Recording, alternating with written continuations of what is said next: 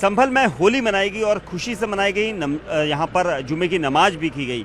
लेकिन सबसे अहम सवाल कि आखिर ये सब कैसे हुआ। प्रशासन और पुलिस लगातार जुटी रही। पुलिस में हमने देखा सीओ के जो संभल के सीओ हैं अनुज चौधरी, वो यहाँ पर हर जगह पर मोर्चे पर नज़र आए थे हमारे साथ इस वक्त बात करने के लिए। सर, कैसे कितनी बड़ी चुनौती लग रही थी आपको इस पूरे होली और जो जुम्मा था एक दिन नहीं निपटाना? चुनौती तो क्या है, चुनौती है भाई, यहाँ थोड़ा सा उस तरह से लग रहा था मतलब, पर हमें ये भी पता था कुछ नहीं होगा, क्योंकि यहाँ के लोगों से हमने बात की हुई है और सबसे हम बहुत दिनों से लगातार टच में भी हैं, मीटिंग करते रहते हैं मोहल्ले में और हर चौकी के अनुसार भी, बाकी थानों में इंस्पेक्टर के द्वारा, मेरे द्वारा लगातार लोगों से संपर्क में है। तो हमें नहीं लगता था कि ऐसा कुछ होगा। कई जगह पर हमने देखा सुबह से आप 6:30 बजे हमें पहली बार मिले, अपने काफ़िले के साथ घूम रहे थे।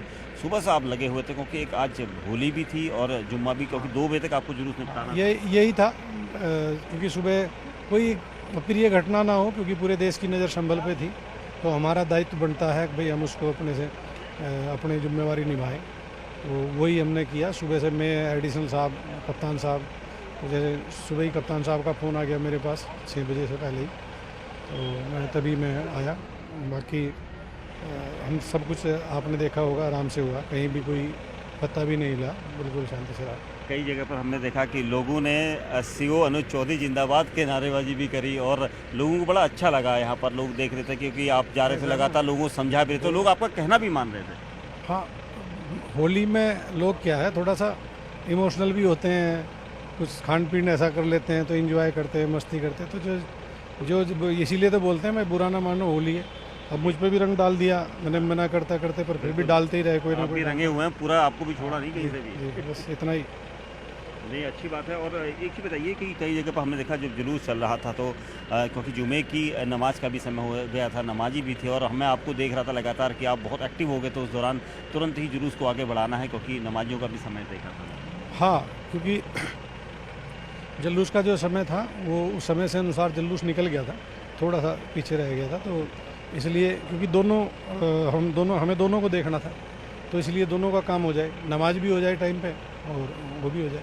एक सवाल और होली की अलग की, क्योंकि इस वक्त आप चर्चा में भी काफ़ी हैं, आपका नाम इस वक्त काफ़ी चलता है हर वक्त एक कदकाठी पहलवान होने के नाते, और दूसरा ये कि अभी आपके परिवार की तरफ से भी सुरक्षा को लेकर तहरीर दी गई, शिकायत दी गई, उसको लेकर क्या कहें?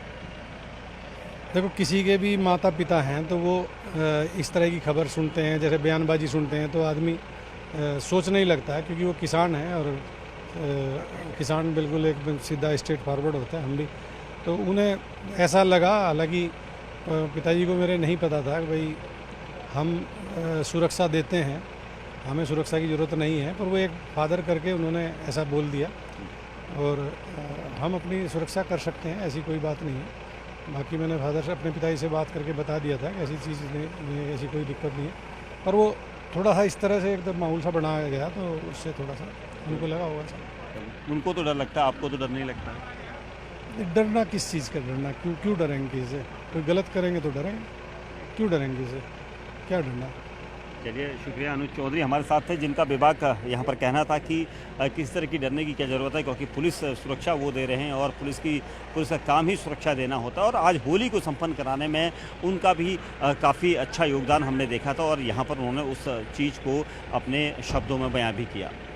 कैमरामैन कमल देव के साथ दीपक बिष्टू, न्यूज़ 18 इंडिया, संभल, उत्तर प्रदेश।